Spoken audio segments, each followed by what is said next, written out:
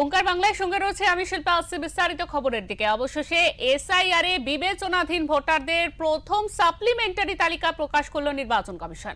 সোমবার দিনভর টালবাহানার পর রাত প্রায় 12টায় এই তালিকা প্রকাশিত হয়। যদিও কমিশনের তরফে এখনো পর্যন্ত ঠিক কতজনের নামের নিষ্পত্তি হলো তা জানানো হয়নি। বিলম্বের কারণ হিসাবে ই সাইনের প্রযুক্তিগত জটিলতার কথা জানিয়েছেন রাজ্যের নির্বাচন আধিকারিক মনোজ আগরওয়াল। ই সাইনের জটিলতায় নির্ধারিত সময়ে সাপ্লিমেন্টারি তালিকা প্রকাশ করতে পারেনি নির্বাচন কমিশন। এই নিয়ে দিনভর অনিশ্চয়তায় কাটালেন বিবেচনাধীন ভোটাররা। বারবার প্রকাশের সময় বদলেছে। বলা হয়েছিল ই সাইনের আপলোডের ক্ষেত্রে প্রযুক্তিগত জটিলতার কারণে তালিকা প্রকাশে দেরি হচ্ছে। অবশেষে সোমবার রাত 12টার কয়েক মিনিট আগে ওই তালিকা প্রকাশিত হয়। যদিও কমিশনের তরফে এখনো পর্যন্ত ঠিক কতজনের নামের নিষ্পত্তি হলো তা জানানো হয়নি। স্বাভাবিকভাবেই কতজনের মধ্যে বাদ পড়েছেন কতজন সেই সংখ্যাও জানা গেল না। শুধুমাত্র তালিকা প্রকাশের বিষয়টি জানিয়েছে নির্বাচন commission. Exact figures up till 4 p.m. today are being collated in the ECI headquarters server. Whatever has been e-signed and has come here. Might be that somebody has done all the cases e-signed. Somebody has done part e-signed, not done it.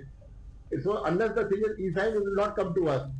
Only the things which have been e-signed will come to us. So I can't say what are the exact figures. But as of now, from my dashboard, I can see about 29 lakh cases have been disposed of by the learned judges up till now. But how many have been e-signed and come to me, that I can tell only after 9 p.m. when the supplementary list is published. বলা হয়েছে booth অনুযায়ী দুটি ভাগে তালিকাটি প্রকাশ করা হয়েছে। নাম বাদ পড়া ভোটারদের জন্য আলাদাভাবে তালিকা বেরিয়েছে।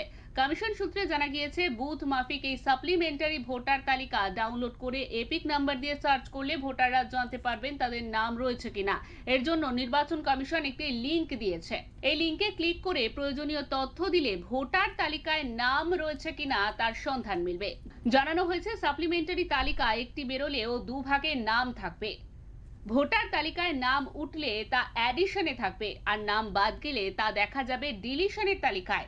নাম বাদ দেওয়া হলে আপিল করা যাবে অবসরপ্রাপ্ত বিচারক বিচারপতিদের নিয়ে গঠিত রাজ্যের 19টি ট্রাইব্যুনালে। ব্যুরো রিপোর্ট, ওঙ্কার বাংলা।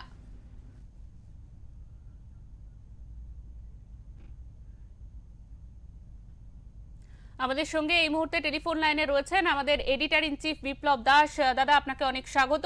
আপনার কাছে জানতে চাইবো যে অবশেষে কিন্তু অনেক টালবাহানার পর আমরা জানতে পারছি যে সোমবার রাত প্রায় 12টা নাগাদ এসআইআর এর বিবেচনাধীন যে সাপ্লিমেন্টারি লিস্ট রয়েছে তা প্রকাশিত হয়েছে। তবে সেই লিস্টে যারা রয়েছেন, অর্থাৎ যারা বিবেচনাধীন রয়েছেন, তারা কিভাবে জানতে পারবেন লিস্টে তাদের নাম রয়েছে কিনা, আপনার কাছে জানতে চাইবো।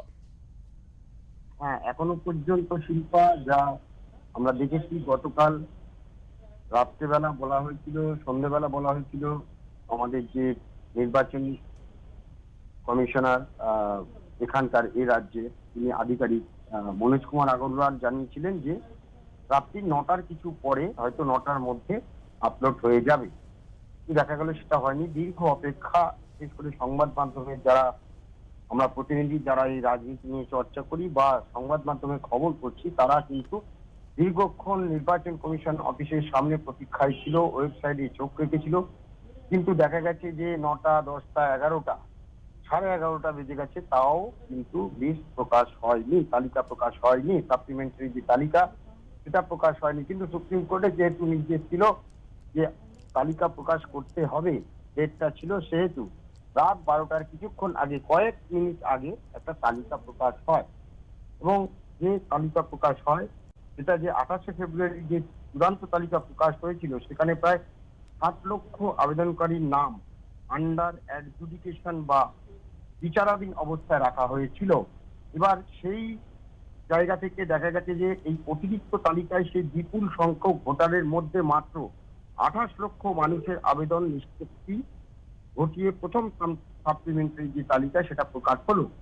এই 28 লক্ষ ভোটারের মধ্যে ঠিক কত জনের নাম চূড়ান্তভাবে অন্তর্ভুক্ত হলো এবং কতজন শেষ পর্যন্ত বাদ পড়বেন তা নিয়ে কিন্তু কমিশনের তরফে এখনো পর্যন্ত কোনো স্পষ্ট পরিসংখ্যান পাওয়া যায়নি কমিশনের তরফে।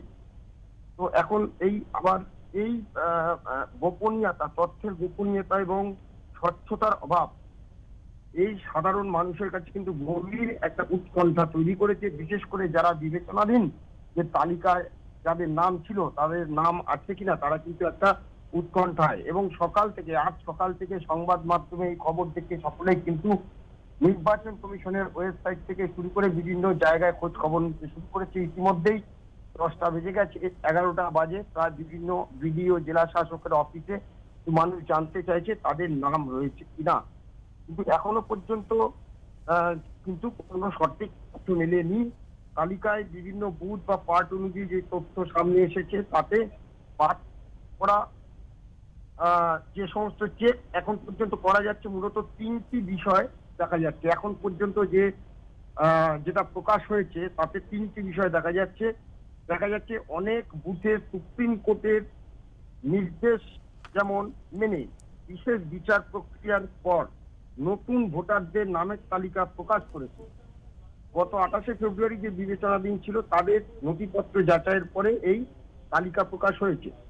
2 নম্বরে যেটা দেখা যাচ্ছে যে সাপ্লিমেন্টারি ভোটার তালিকার পর অনেক বুথেই বিষয়টি দেখা যাচ্ছে যে লেখা আছে যে ওয়েবসাইটে বিচার বিভাগীয় কর্মকর্তাদের রায়ের পর মুছে ফেলা হয়েছে, অর্থাৎ deleted as per order of adjudication officer, অর্থাৎ বিচার বিভাগীয় কর্মকর্তাদের রায়ের পর অনেক নাম মুছে ফেলা হয়েছে নামের লিস্টে।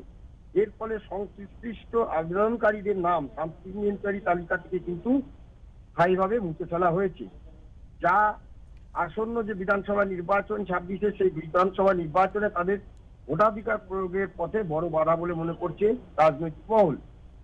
আর একটা যেটা বড় উদ্বেগ সেটা হচ্ছে এই যে বিচার বিভাগীয় আধিকারিকরা ঠিক কি পরিসংখ্যান বা কি কারণে কোন যুক্তিতে বিপুল পরিমাণ নাম বর্জন বা খারিজ করার সিদ্ধান্ত নিচ্ছে সেই বিষয়ে কিন্তু নির্বাচন কমিশনের তরফে কোনো কিছু সুনির্দিষ্ট ব্যাখ্যা দেওয়া হয়নি।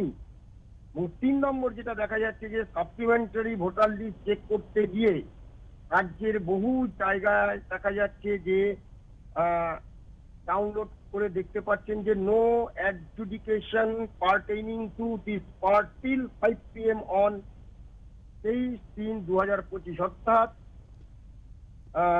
23 মার্চ বিকেল 5টা পর্যন্ত কোনো নতুন নাম বিচারাধীন বা আন্ডার অ্যাডজুডিকেশন ভোটারদের নিষ্পত্তি শেষ করে ভোটার তালিকায় তোলার অনুমতি পায়নি। অর্থাৎ দেখা যাচ্ছে যে আপলোডই হয়নি, এই কথাটা ওখানে কিন্তু আসছে। ফলে হাজার হাজার আবেদনকারী যারা নতুন নাম তোলা বা সংশোধনের অপেক্ষায় ছিলেন তারা কিন্তু এখনো চরম অনিশ্চয়তার মধ্যে রয়েছে। তবে এটা বিষয় যে কমিশন সূত্রে যেটা বলা হচ্ছে যে আগামী শুক্রবার প্রকাশ করা হবে দ্বিতীয় সাপ্লিমেন্টারি তালিকা, তারপর প্রতি শুক্রবার ধাপে ধাপে সাপ্লিমেন্টারি লিস্ট প্রকাশ করা হবে। কিন্তু প্রথম সাপ্লিমেন্টারি তালিকা প্রকাশের পর মানুষ যে অধৈর্য হয়ে পড়েছেন, যাদের বিশেষ করে নাম নেই বা যারা বিবেচনাধীন ছিলেন তাদের নাম বাদ পড়েছে নাকি আছে, সেটা কিন্তু উৎকণ্ঠার মধ্যে মানুষ কাটাচ্ছে।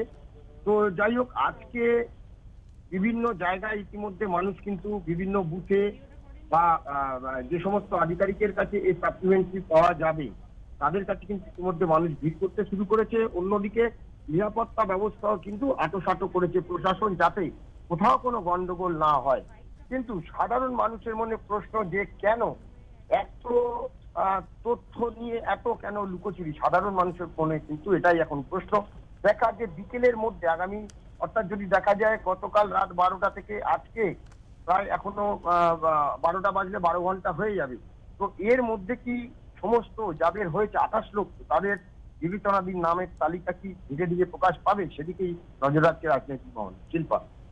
একদমই বিপ্লব দা, আপনাকে অনেক ধন্যবাদ। আমাদের সঙ্গে ছিলেন আমাদের এডিটর ইন চিফ বিপ্লব দাস। তিনি জানাচ্ছিলেন বিস্তারিতভাবে যে এখনো পর্যন্ত গতকাল রাত প্রায় 12টার সময় যে প্রথম সাপ্লিমেন্টারি লিস্ট প্রকাশিত হয়েছে তাতে কতজনের নাম রয়েছে এবং কাদের নাম এখনো পর্যন্ত ওঠেনি ভোটার লিস্টে, সেই বিষয়ে কিন্তু এখনো ধোঁয়াশা তৈরি হয়েছে। ইতিমধ্যেই সাধারণ মানুষ তারা কাল রাতের পর আজ সকাল থেকেই বিভিন্ন বুথ এবং যেসব জায়গায় তারা জানতে পারবে যে তাদের সাপ্লিমেন্টারি লিস্টের নাম রয়েছে কিনা সেখানে গিয়ে ভিড় করতে শুরু করেছেন। তবে এখনো পর্যন্ত তারা জানতে পারছেন না, এমনটাই কিন্তু খবর আসছে।